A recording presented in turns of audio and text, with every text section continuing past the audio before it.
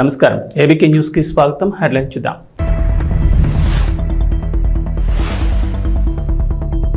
లోక్సభ ఎన్నికలు, పార్లమెంట్ నిర్వహణపై తొలిసారి స్పందించిన ఆర్ఎస్ఎస్ చీఫ్. ఎన్నికలు ముగిసిపోయాయని, ఇక దేశ నిర్మాణంపై దృష్టి సారించాలని పిలుపు.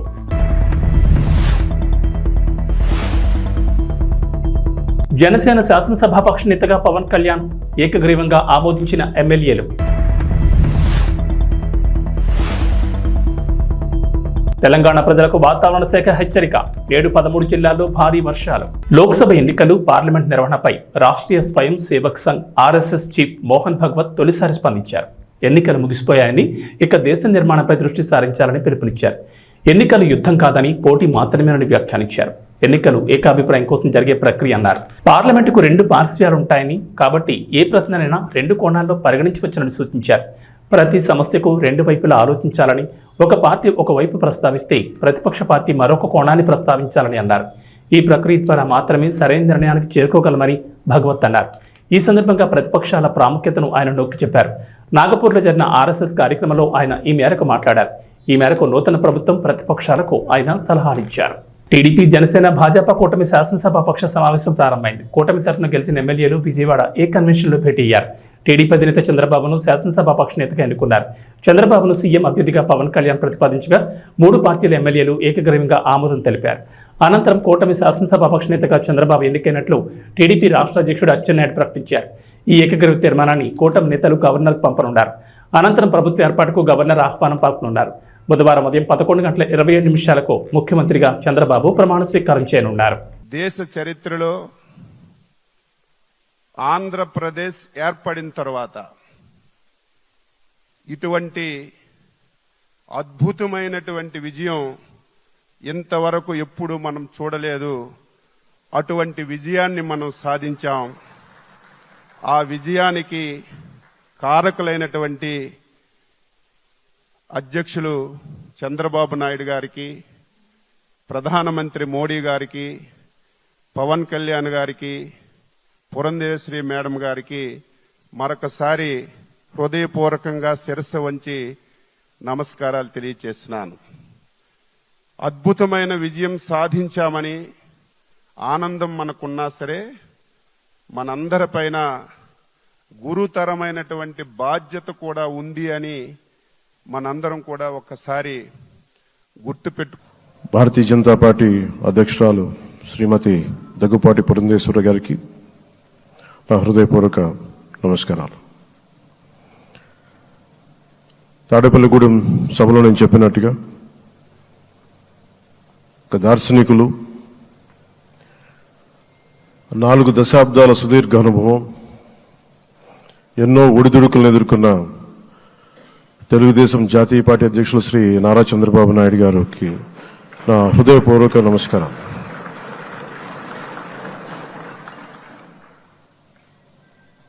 గత దశాబ్ద కాలంలో రాష్ట్ర విభజన జరిగినప్పటి నుంచి ఆంధ్ర రాష్ట్ర ప్రజలు నలిగిపోయారు, నలిగిపోతున్నారు. గత 5 సంవత్సరాలుగా మరి రాష్ట్రంలోని విపత్కర పరిస్థితులు తెలుసు. మనందరం సమిష్టిగా పోరాటం చేసి కలిసికట్టుగా ఉండి అద్భుతమైన మెజారిటీలతోటి 164 శాసనసభ స్థానాలని ఎన్డీఏ ముఖ్యమైన కారణాల వల్ల ఓడిపోయాను తప్ప ఇంకోటి కాదు. అంటే ఇక్కడ ఒక లెసన్ మనందరికి అర్థమైంది ఏంటంటే, అభ్యర్థులు గట్టిగా నిలబడుకున్న ప్రతి ఒక్క చోట ప్రజలు మనల్ని ఆశీర్వదించారు, గెలిపించారు. ఇదే ఈ యొక్క ఎన్నికల్లో మనందరం గుర్తుపెట్టుకోవాల్సిన ఒక ప్రత్యేకమైన విషయం. నేను చాలాసార్లు ఎన్నికలైన తర్వాత సమీక్షలు చేసుకున్నాం, కానీ ఇలాంటి విజయం, ఇలాంటి సాటిస్ఫాక్షన్ ఎప్పుడూ లేదు. దీనికి కారణం ప్రజలు మన మీద నమ్మకం పెట్టుకున్నారు. పార్లమెంట్ ఎన్నికల్లో కాదు, అసెంబ్లీ ఎన్నికల్లో చూస్తే 95,000 ఓట్ల మెజారిటీతో గెలిపించారు. గాజువాక 95,000 ఓట్ల మెజార్టీతో గెలిపించారు. ఈ విషయాలు నేను పవన్ కళ్యాణ్ గారు ఢిల్లీకి వెళ్ళినప్పుడు, పురంధేశ్వరి గారు వచ్చినప్పుడు, ఈ రాష్ట్రంలో ఇచ్చిన మ్యాండేట్ వల్ల ఢిల్లీలో మమ్మల్ని అందరూ గౌరవించే పరిస్థితికి వచ్చారు. మీ గెలుపు వల్ల ఈరోజు అనుమానాలు ఉండేటివి. ఓటు ట్రాన్స్ఫర్ అవుతుందా లేదా, ఓటు ట్రాన్స్ఫర్ కాకపోతే ఎక్కడన్నా సీట్లు నష్టపోతామని.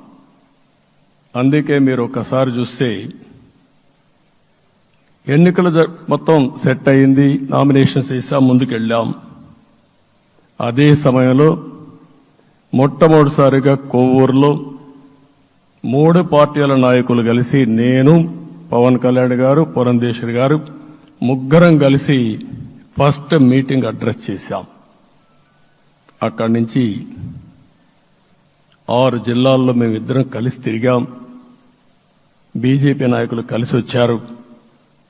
ఆ తర్వాత మొట్టమొదటిసారిగా అమిత్ షా గారు ఏదైతే అనంతపూర్లో ధర్మవరం కాన్స్టిట్యున్సీకి వచ్చారు. నేను మొన్న నేషనల్ మీటింగ్లో కూడా చెప్పాను. ఆయన వచ్చినప్పుడు చాలా స్పష్టంగా ఎందుకు మేము పొత్తు పెట్టుకున్నామనే విషయాలు చెప్తూ ఈ ప్రభుత్వ అవినీతిని ఎండగట్టారు, సూటిగా మాట్లాడారు. ఆ ఒక్క మీటింగ్తో రాష్ట్రం మొత్తం ఒక నమ్మకం వచ్చింది. బీజేపీ కూడా పూర్తిగా ఈ కూటమిని సపోర్ట్ చేస్తున్నారనే కాకుండా ఈ రాష్ట్రానికి ఏ అవసరం ఉందో చెప్పగలిగారు. అది అయిన తర్వాత ప్రధానమంత్రి గారు వచ్చారు. మొట్టమొదటి మీటింగ్ మీరు చూస్తే ఇక్కడనే రాజమండ్రిలో పెట్టారు. రాజమండ్రిలో స్పష్టత ఇచ్చారు, దేని అనకాపల్లిలో స్పష్టత ఇచ్చారు. తర్వాత రాజంపేటలో మాట్లాడుతూ చాలా క్లియర్గా చెప్పారు. ఇదే విజయవాడకు వచ్చినప్పుడు రోడ్ షో పెడితే నా జీవితంలో ఎప్పుడూ చూడలేదు, ప్రధానమంత్రి గారు కూడా అదే చెప్పారు, బ్రహ్మాండమైన రోడ్ షో విజయవాడలో జరిగిందని ప్రధానమంత్రి గారు కూడా అభినందించే పరిస్థితికి వచ్చారు. ఇవన్నీ కలయికే మన విజయం. ఈ విషయం మనం గుర్తుపెట్టుకోవాల్సిన అవసరం ఉంది. మీరు కష్టపడ్డారు. నేను చాలా ఎన్నికల్లో చూశాను. అందరూ అభ్యర్థులు కూడా ఈ ఎన్నికల్లో కష్టపడిన విధానం కానీ ఇంత కష్టం నేను ఎప్పుడూ చూడలేదు. ఒక్క మాటలో చెప్పాలంటే ప్రతి ఒక్కరూ మనసు పెట్టి పనిచేశారు. అందుకే ఈ గెలుపు వచ్చిందని చెప్పి కూడా నేను మీకు తెలియజేస్తున్నా. జనసేన శాసనసభాపక్ష నేతగా ఆ పార్టీ అధినేత పిఠాపురం ఎమ్మెల్యే పవన్ కళ్యాణ్ ఏకగ్రీవంగా ఎన్నికయ్యారు. ఈ మేరకు జనసేన మంగళవారం ఎక్స్ ఖాతాలో పోస్ట్ చేసింది. మంగళగిరిలోని జనసేన కేంద్ర కార్యాలయంలో తమ పార్టీ శాసనసభాపక్ష సమావేశం జరిగినట్లు తెలిపింది. ఈ భేటీకి పార్టీ ఎమ్మెల్యేలంతా హాజరయ్యారు. ఈ భేటీలో పార్టీ శాసనసభాపక్ష నేతగా పవన్ కళ్యాణ్ పేరును తెనాలి ఎమ్మెల్యే నాదెండ్ల మనోహర్ ప్రతిపాదించారు. ఈ ప్రతిపాదనకు ఎమ్మెల్యేలంతా ఏకగ్రీవంగా ఆమోదం తెలిపారు. మరోవైపు బీజేపీ రాష్ట్ర కార్యాలయంలో ఆ పార్టీ ఎమ్మెల్యేలంతా సమావేశమయ్యారు. పార్టీ శాసనసభాపక్ష నేత ఎంపికపై బీజేపీ రాష్ట్ర అధ్యక్షురాలు పురంధేశ్వరి వారితో చర్చించారు. అధిష్టానం ప్రకటనకు ఎమ్మెల్యేలంతా కట్టుబడి ఉండాలని ఈ సమావేశంలో నిర్ణయించారు. రాష్ట్ర ప్రజలంతా టీడీపీ, జనసేన, బీజేపీ కూటమిపై విశ్వాసంతో మంచి విజయం అందించారని పురంధేశ్వరి అన్నారు. ముఖ్యమంత్రిగా చంద్రబాబు నాయుడు ప్రమాణ స్వీకార కార్యక్రమానికి ప్రధాని మోడీ, కేంద్ర హోంమంత్రి అమిత్ షా వస్తున్నట్లు చెప్పారు. రాష్ట్ర బీజేపీ తరపున ఈ కార్యక్రమంలో పాల్గొంటామని పేర్కొన్నారు. అందరికీ నమస్కారం. మన పార్టీ అధ్యక్షులు శ్రీ పవన్ కళ్యాణ్ గారికి, జనసేన శాసనసభ్యులుగా మీరందరూ కూడా ప్రజల పక్షాన్ని నిలబడి పార్టీ ప్రతినిధిగా ఎన్నికైనందుకు మిమ్మల్ని కూడా మొట్టమొదటి శాసనసభ పక్ష సమావేశానికి మనందరం కూడా ఎంత గర్వంగా మంగళగిరిలో మన పార్టీ కార్యాలయంలో ప్రెసిడెంట్ గారి ఆధ్వర్యంలో ఈ విధంగా చేసుకోవడం నిజంగానే పూర్వజనంలో మనం చేసుకున్న ఒక గొప్ప అదృష్టంగా మనం భావించి ప్రజలకి మరింత అంకిత భావంతో, నిండు మనసుతోటి, బాధ్యతతోటి మనందరం కూడా చేయాల్సిన అనేక కార్యక్రమాల గురించి, వీటన్నిటికన్నా పార్టీతోటి చేసే ప్రయాణంలో చిత్తశుద్ధి, నిబద్ధత మన పార్టీ అధ్యక్షులు గారికి అన్ని విధాలుగా ఎల్లప్పుడూ అండగా నిలబడే విధంగా మనందరం కూడా ఆంధ్ర ప్రజలు చూసి గర్వపడే విధంగా మనం కష్టపడి పనిచేయాలని మనస్ఫూర్తిగా నేను కోరుకుంటూ, ఈరోజు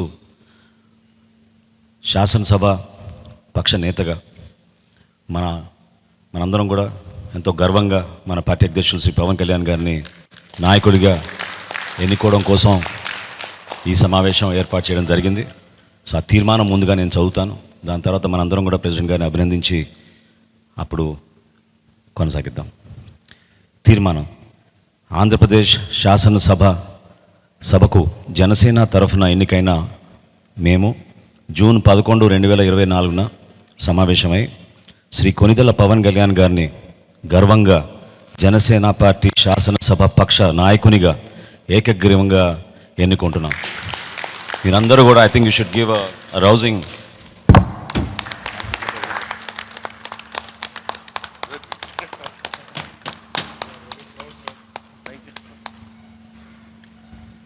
ఈ కాన్స్టిట్యూషనల్ ఫార్మాలిటీ పూర్తయింది కాబట్టి ఇప్పుడు మన పార్టీ అధ్యక్షులు, అదేవిధంగా మన శాసనసభ పక్ష నేత, మన పార్టీ అధ్యక్షులు శ్రీ పవన్ కళ్యాణ్ గారిని మాట్లాడమని రిక్వెస్ట్ చేస్తాం. ఇప్పుడు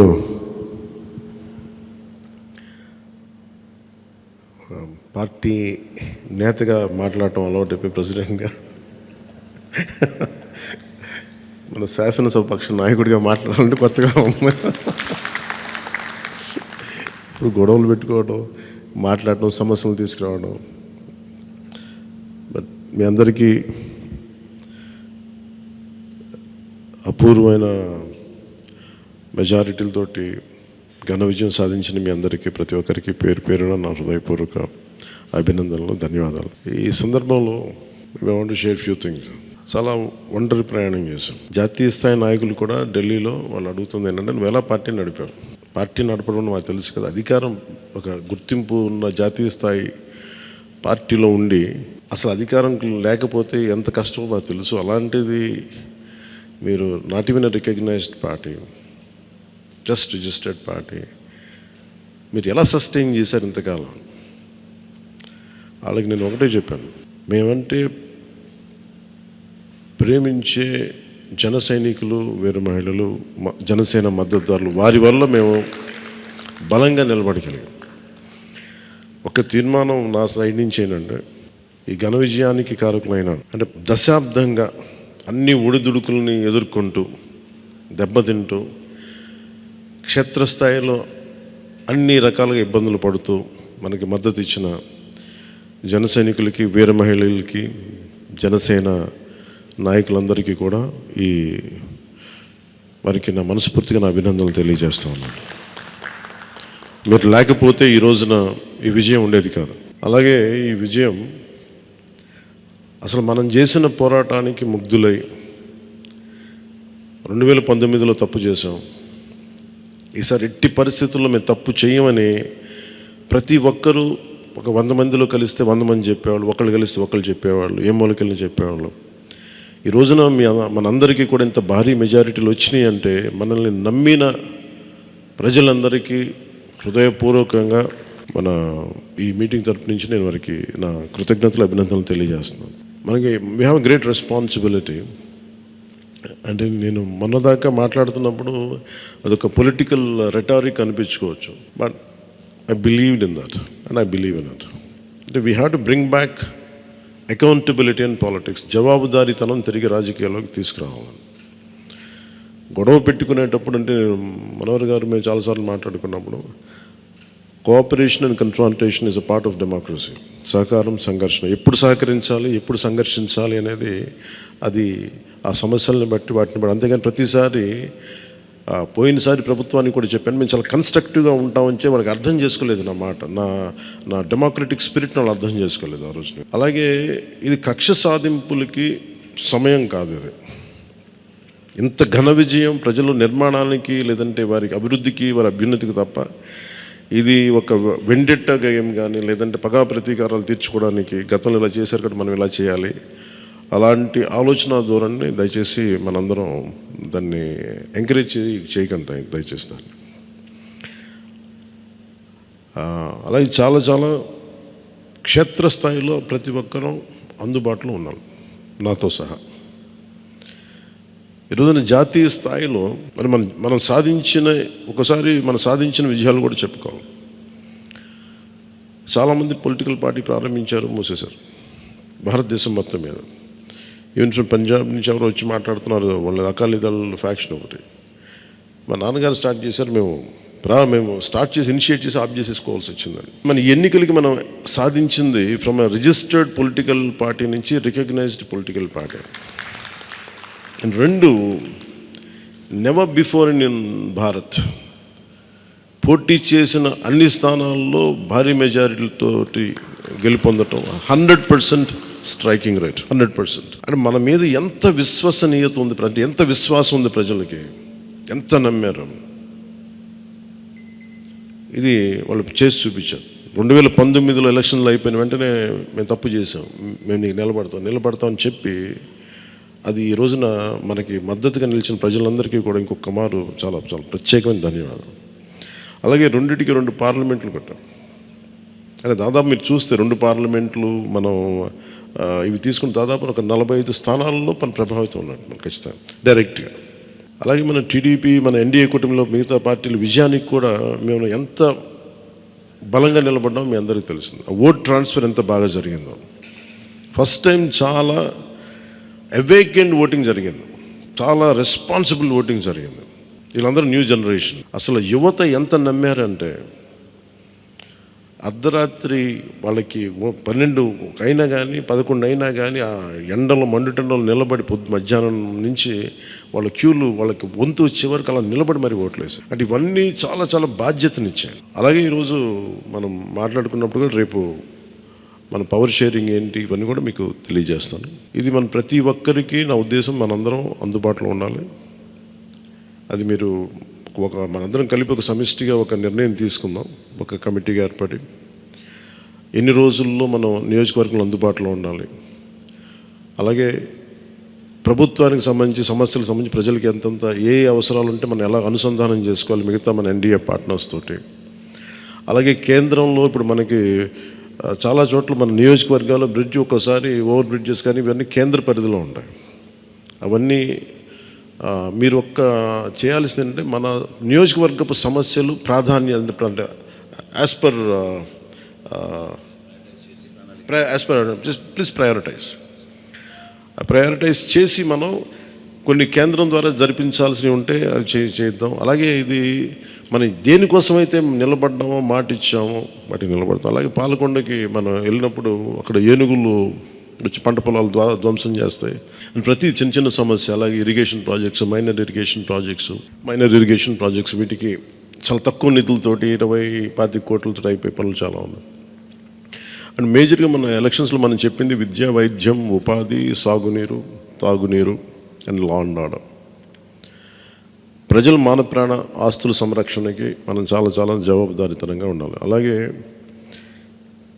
మనకిచ్చింది ఇది, ఎందుకంటే నెక్స్ట్ జనరేషన్ వచ్చింది, అది మనం అందరం అర్థం చేసుకోవాలి. పాత తరం రాజకీయాల్లాగా కూర్చోబెట్టి మనం పవర్ని ఎక్సర్సైజ్ చేస్తామంటే కుదరదు. ఎందుకంటే ప్రజలు ఎంత మద్దతుగా నిలబడ్డారో వాళ్ళు అంతే బలంతో మనం నిలదీయగలరు. అది మనం దయచేసి మర్చిపోతుంది, నాతో సహా నేను మర్చిపోదాన్ని.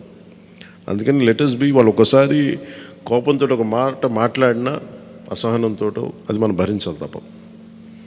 అలాగే విమర్శించేటప్పుడు కూడా దయచేసి అది పర్సనల్ అటాక్స్ ఎవరికి వెళ్ళకండి. వాళ్ళని మీరు చూశారు కదా, పోయినసారి ఆయన గత ప్రభుత్వాన్ని హ్యాండిల్ చేసిన ముఖ్యమంత్రి గారు ఎన్ని మాట్లాడి నేను ఎందుకు స్పందించలేదు వ్యక్తిగతంగా అంటే అది ఆ ప్రెసిడెంట్ ఆపేద్దామని మనం ఎక్కడ చేయాలి. అలాగే పార్టీ ఒకటి మనందరూ చేయాల్సింది ఒకటి టైమ్స్, ఒకటి పంక్చువాలిటీ, సరైన సమయానికి రావడం. మీరు కావాలంటే గంట ముందు రండి. నైట్ 1:30, 2:30 అని పడుకునేటప్పటికి. ఎందుకంటే ఇది మనం 5 సంవత్సరాల కాలాన్ని ఎంత సద్వినియోగం చేసుకోగలం దాని మీద ఆధారపడి ఉంటుంది భవిష్యత్తు. దయచేసి మనందరం నియమావళిని పాటిద్దాం. కొంత మనలో కూడా మనం వన్స్ ఇన్ ఎ వైల్ మనందరం కూర్చొని మేబీ ఓవర్ లంచ్, ఒక ఈవినింగ్ ఒక చాయ్ పే చర్చ లాగా ఏమేం చేయాలి. అలాగే మనం కూడా కొంత కలుపుగోలుతనం చూపించాలి మిగతా పార్టీలు, మన ఎన్డీఏ కానీ బీజేపీ, మన ఎన్డీఏ పార్ట్నర్స్ అందరికీ కూడా. అంటే మీరు మనం ప్రత్యేకించి మనం ఎక్స్క్లూజివ్గా ఉండకుండా అందరితో మమేకం అవ్వాలి. అట్ ద సేమ్ టైం మనం నాట్ లూజింగ్ అవర్ ఐడెంటిటీ. అందుకని ఇవన్నీ దృష్టిలో పెట్టుకొని ఇప్పుడు మనం ఢిల్లీలో మనం చేసినట్టుగా మన ప్రధానమంత్రి గారి పేరుని నన్ను కూడా ప్రతిపాదించినట్టుగా ఈ రోజున రాష్ట్ర ఎన్డీఏ నాయకులు మనం ఎన్నుకోవాలి. మీ అందరికీ ఇంకొక మారు ధన్యవాదాలు తెలుపుకుంటాం. Thank you. జై హింద్. అసాధ్యాన్ని సాధ్యం చేసినందుకు మనస్ఫూర్తిగా మనందరి తరఫున మరొకసారి మన పార్టీ అధ్యక్షులు పవన్ కళ్యాణ్ గారికి ధన్యవాదాలు తెలుపుకుంటూ, ఈ సమావేశానికి హాజరైనట్టు మనం ఇదొక ఫార్మాలిటీ పూర్తి చేయాలి. ముందుగా నిమ్మక్క జయకృష్ణ గారు పాలకొండ, థ్యాంక్ యూ. అదేవిధంగా లోకం మాధవి గారు నెల్లిమర్ల, వంశీకృష్ణ శ్రీనివాస్ గారు విశాఖపట్నం నుంచి, కొంతాల రామకృష్ణ గారు అనకాపల్లి నుంచి, పంచకల రమేష్ బాబు గారు పెందుర్తి నుంచి, సుందరపు విజయ్ కుమార్ గారు, నానాజీ గారు, వెంకటేశ్వరరావు గారు, దేవ వరప్రసాద్ గారు, శ్రీ గిడ్డి సత్యనారాయణ గారు, శ్రీ బత్తుల బలరామకృష్ణ గారు, శ్రీ కందుల దుర్గేష్ గారు, శ్రీ నాయకర్ గారు, శ్రీ రామాంజనేయులు గారు, శ్రీ బోల్సెట్ శ్రీను గారు, శ్రీ పచ్చమట్ల ధర్మరాజు గారు, శ్రీ బాలరాజు గారు, పెద్దలు బుద్ధప్రసాద్ గారు, శ్రీ ఆర్వ శ్రీధర్ గారు, ఆర్వ శ్రీనివాసులు గారు. సో మీరందరూ కూడా హాజరై సంతకాలు చేసి మన పార్టీ అధ్యక్షులు గారిని బలపరిచినందుకు మనస్ఫూర్తిగా మీకు ధన్యవాదాలు తెలుపుకుంటూ, ప్రెసిడెంట్ గారు అన్నట్టు మనం ఆ సమావేశానికి వెళ్ళాలి కాబట్టి ఈ సమావేశం ఇంతటితో ముగించుకుందాం. ముందు ప్రెసిడెంట్ గారికి సన్మానం చేద్దాం మనందరం కలిసి.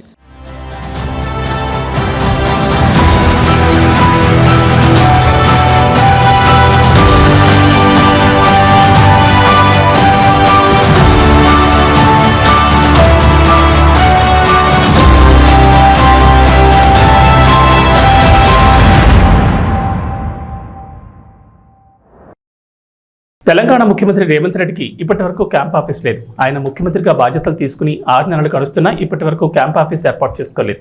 గత ప్రభుత్వ హయాంలో ప్రగతి భవన్ క్యాంప్ ఆఫీస్గా ఉండగా కాంగ్రెస్ అధికారంలోకి వచ్చాక ఆ భవనాన్ని ప్రజాభవన్గా పేరు మార్చి డిప్యూటీ సీఎం భట్టి విక్రమార్క అధికారిక నివాసంగా మార్చారు. ప్రస్తుతం సీఎం రేవంత్ రెడ్డి ఏమైనా సమీక్షలు నిర్వహించాలంటే తన ఇంటి నుంచి లేదా సెక్రటరియట్ నుంచి చేస్తున్నారు. అయితే క్యాంప్ ఆఫీస్ కోసం పలు బిల్డింగ్లు పరిశీలించినా ఏదీ కార్యరూపం దాల్చలేదు. పైగా ప్యాలెస్, మరి చెన్నారెడ్డి మానవ వనరుల కేంద్రం తదితర బిల్డింగులు చూసినా ఆఫీస్ ఏర్పాటు చేయలేదు. ఈ నేపథ్యంలో పోలీస్ కమాండ్ కంట్రోల్ సెంటర్ను క్యాంప్ ఆఫీస్లో వాడుకునేందుకు సీఎం రేవంత్ రెడ్డి డిసైడ్ అయ్యారు. రెగ్యులర్ రివ్యూలకు ఈ బిల్డింగ్ని వినియోగించుకోనున్నారు. ప్రస్తుతం క్యాంప్ ఆఫీస్ లేకపోవడంతో ఇప్పటికే అన్ని సౌకర్యాలతో ఉన్న కమాండ్ కంట్రోల్ సెంటర్లోని సీఎం ఛాంబర్ను సమీక్షా సమావేశాల కోసం ఉపయోగించుకుంటున్నారు. తెలంగాణలో రేపటి నుంచి స్కూళ్లు ప్రారంభం కానున్నాయి. అందుకు విద్యాశాఖ అధికారులు ఇప్పటికే అన్ని ఏర్పాట్లు పూర్తి చేశారు. ఇక పిల్లల చదువులంటే తల్లిదండ్రులకు తడిసి మోపడవుతోంది. కార్పొరేట్ స్కూళ్లలో లక్షల్లో ఫీజులు వసూలు చేస్తున్నారు. ప్రభుత్వ పాఠశాలలో నాణ్యమైన విద్య లభించదని అపోహ ప్రజల్లో ఉంది. ఈ నేపథ్యంలో Telangana CM Revanth interesting tweet చేశారు. లక్ష్య సాధనకు లక్షల రూపాయల ఫీజులు కట్టి కార్పొరేట్ స్కూళ్లకే వెళ్ళక్కర్లేదని చెప్పారు. సర్కార్ బడిలో చదివి కూడా సత్తా చాటొచ్చన్నారు. అలా నిరూపించిన విద్యార్థులకు అభినందనలంటూ ట్వీట్ చేశారు. మట్టిలో మాణిక్యాలు మన విద్యా కుసుమాలు. లక్ష్య సాధనకు లక్షల రూపాయల ఫీజులు కట్టి కార్పొరేట్ స్కూళ్లకే వెళ్ళలక్కర్లేదు. సర్కార్ బడిలో చదివి కూడా సత్తా చాటగలమని నిరూపించిన విద్యార్థులకు నా అభినందనలు. వారి భవిత ఉజ్వలంగా ఉండాలని, ఉన్నత శిఖరాలను అందుకోవాలని ఆకాంక్షిస్తున్నానంటూ రేవంత్ ట్వీట్ చేశారు. రాష్ట్రంలో అభివృద్ధిని సమిష్టిగా ముందుకు తీసుకెళ్లాల్సిన అవసరం ఉందని జనసేన అధినేత పవన్ కళ్యాణ్ అన్నారు. అసెంబ్లీ ఎన్నికల్లో టీడీపీ, జనసేన, బీజేపీ కూటమి 175 సీట్లకు గాను అద్భుత మెజార్టీతో 164 సీట్లలో విజయం సాధించిందని, అలాగే లోక్సభ ఎన్నికల్లోనూ 25 సీట్లకు గాను 21 ఎంపీ స్థానాలను కూటమి గెలుచుకుందని చెప్పారు. మంగళవారం విజయవాడలోని ఏ కన్వెన్షన్ సెంటర్లో కూటమి శాసనసభాపక్ష సమావేశం జరిగింది. ఈ సమావేశానికి టీడీపీ అధినేత చంద్రబాబు, బీజేపీ రాష్ట్ర అధ్యక్షురాలు పురంధేశ్వరి, జనసేన అధినేత పవన్ కళ్యాణ్ పాల్గొన్నారు. ఈ సందర్భంగా పవన్ మాట్లాడుతూ కూటమి విజయం యావత్ దేశానికి స్ఫూర్తిగా నిలిచిందని వ్యాఖ్యానించారు. కూటమి అంటే ఎలా ఉండాలో, ఎలా పనిచేయాలో కలిసికట్టుగా చూపించామని చెప్పారు. రాష్ట్రంలోని 5 కోట్ల మంది ప్రజలు కూటమి మంచి పాలన అందిస్తుందని నమ్మకం పెట్టుకున్నారని జనసేనాని గుర్తు చేశారు. అందువల్ల కక్ష సాధింపులు, వ్యక్తిగత దూషణలకు ఇది సమయం కాదని సూచించారు. తూర్పు ఆఫ్రికాలోని మాలావిలో ఓ విమానం అదృశ్యమైంది. మాలావి డిఫెన్స్ ఫోర్స్కు చెందిన ఈ విమానంలో వైస్ ప్రెసిడెంట్ సౌలోస్ క్లాస్ చిలీమాతో పాటు మరో 9 మంది ఉన్నారు. స్థానిక కాలమానం ప్రకారం సోమవారం ఉదయం 9 గంటల 15 నిమిషాలకు విమానం షెడ్యూల్ ప్రకారం గమ్యస్థానానికి చేరుకోలేదు. ఉదయం 10 గంటల 2 నిమిషాలకు ముజు అంతర్జాతీయ విమానాశ్రయంలో ల్యాండింగ్ కాకపోవడంతో విమానం అదృశ్యమైనట్లు అధ్యక్ష కార్యాలయం పేర్కొంది. రాజధాని నగరం లిలాంగ్వే నుంచి అది బయలుదేరిందని తెలిపింది. రాడార్తో విమానానికి సంబంధాలు తెగిపోయాయని, కాంటాక్ట్ కోసం ఏవియేషన్ అధికారులు చేసిన ప్రయత్నాలని విఫలమయ్యాయని మాలావి అధ్యక్ష కేబినెట్ కార్యాలయం ఒక ప్రకటనలో వివరించాయి. కాగా విమానం కోసం మాలావి అన్వేషణ కొనసాగుతోంది. సెర్చ్ రెస్క్యూ ఆపరేషన్ కు అక్కడి ప్రభుత్వం ఆదేశించింది. కాగా అదృశ్యమైన విమానంలో చిలిమా భార్య మేరీ, యునైటెడ్ ట్రాన్స్ఫర్మేషన్ మూవ్మెంట్ పార్టీకి చెందిన పలువురు అధికారులు ఉన్నారు. పాన్ ఇండియా మూవీ కల్కి 2898 AD జూన్ 27న ప్రపంచవ్యాప్తంగా రిలీజ్ కాబోతోంది. ప్రభాస్ ప్రధాన పాత్రలో నటిస్తున్న ఈ చిత్ర ట్రైలర్ నిన్న రిలీజ్ అయిన సంగతి తెలిసిందే. ప్రస్తుతం ఎక్కడ చూసినా ఈ ట్రైలర్ గురించి చర్చ నడుస్తోంది. ముఖ్యంగా ఇందులో విజువల్స్ హాలీవుడ్ రేంజ్లో ఉండడంతో ఫ్యాన్స్ మామూలు హడావుడి చేయడం లేదు. సోషల్ మీడియాలో కల్కి #, ట్రెండింగ్లో ఉంది. అయితే అభిమానుల జోష్ను ఇంకాస్త పెంచే న్యూస్ ఒకటి తెలిసింది. కల్కి సినిమా నుంచి మరో ట్రైలర్ను కూడా మూవీ టీం రిలీజ్ చేయబోతున్నట్లు సమాచారం. మూవీ టీం 2 నిమిషాల 30 సెకండ్ల నిడివి గల మరో ట్రైలర్ను కూడా సిద్ధం చేసినట్లు తెలుస్తోంది. మూవీ ప్రీమియర్కి వారం ముందు ఈ ట్రైలర్ను రిలీజ్ చేయబోతున్నారు. దీనిపై ఇంకా అధికారిక ప్రకటన రాలేదు. అయితే ఈ కొత్త ట్రైలర్లో మొదటి ట్రైలర్లోని కొన్ని ఉత్కంఠభరిత సన్నివేశాలతో పాటు ఇప్పటి వరకు రివీల్ చేయని కొన్ని కొత్త క్యారెక్టర్లు, సీన్లు ఉండబోతున్నట్లు తెలుస్తోంది. వెస్టిండీస్ అమెరికా వేదికగా జరుగుతున్న T20 వరల్డ్ కప్ 2024లో సంచలనాల పరంపర కొనసాగుతోంది. ఆదివారం పాకిస్తాన్తో జరిగిన మ్యాచ్లో టీమిండియా 119 పరుగుల స్కోర్ను డిఫెండ్ చేసుకోగా 24 గంటల్లోని ఆ రికార్డును దక్షిణాఫ్రికా తిరగరాసింది. న్యూయార్క్ వేదికగా సోమవారం జరిగిన మ్యాచ్లో బంగ్లాదేశ్పై 113 పరుగుల స్వల్ప స్కోర్ను ఆ జట్టు కాపాడుకుంది. 114 పరుగుల లక్ష్యంతో బ్యాటింగ్ చేసిన బంగ్లాదేశ్ నిర్ణీత 20 ఓవర్లలో 7 వికెట్ల నష్టానికి 109 పరుగులు మాత్రమే చేయగలిగింది. చివరి బంతి వరకు ఉత్కంఠను రేకెత్తించిన ఈ మ్యాచ్లో దక్షిణాఫ్రికా 4 పరుగుల తేడాతో చారిత్రాత్మక విజయాన్ని నమోదు చేసుకుంది.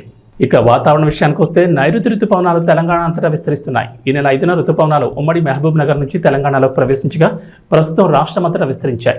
వీటి ప్రభావంతో తెలంగాణ వ్యాప్తంగా 2 రోజుల పాటు వర్షాలు కురుస్తాయని వాతావరణ శాఖ అధికారులు తెలిపారు. నేడు రేపు మోస్తరు నుంచి భారీ వర్షాలు కురిసే అవకాశం ఉందని చెప్పారు. నేడు రంగారెడ్డి, వికారాబాద్, సంగారెడ్డి, కామారెడ్డి, కొమరంభీం, ఆసిఫాబాద్, మంచిర్యాల, పెద్దపల్లి, జయశంకర్ భూపాలపల్లి, మహబూబ్ నగర్, నాగర్ కర్నూలు, వనపర్తి, నారాయణపేట, జోగులాంబ గద్వాల్ జిల్లాలో భారీ వర్షాలు కురుస్తాయన్నారు. ఈ మేరకు ఆయా జిల్లాలకు ఎల్లో అలర్ట్ జారీ చేశారు. ఇక బుధవారం కరీంనగర్, పెద్దపల్లి, జయశంకర్ భూపాలపల్లి, ములుగు, మహబూబాబాద్, వరంగల్, హనుమకొండ, జనగామ, నల్గొండ, సూర్యాపేట, సిద్దిపేట, హైదరాబాద్, మేడ్చల్, మల్కాజ్గిరి, వికారాబాద్, యాదాద్రి, భువనగిరి, రంగారెడ్డి, సంగారెడ్డి, మెదక్ జిల్లాలో ఓ మోస్తరుగా వర్షాలు కురిసే అవకాశం ఉన్నట్లు వాతావరణ శాఖ అధికారులు తెలిపారు. ఇవి బులెటిన్ విశేషాలు. నమస్కారం.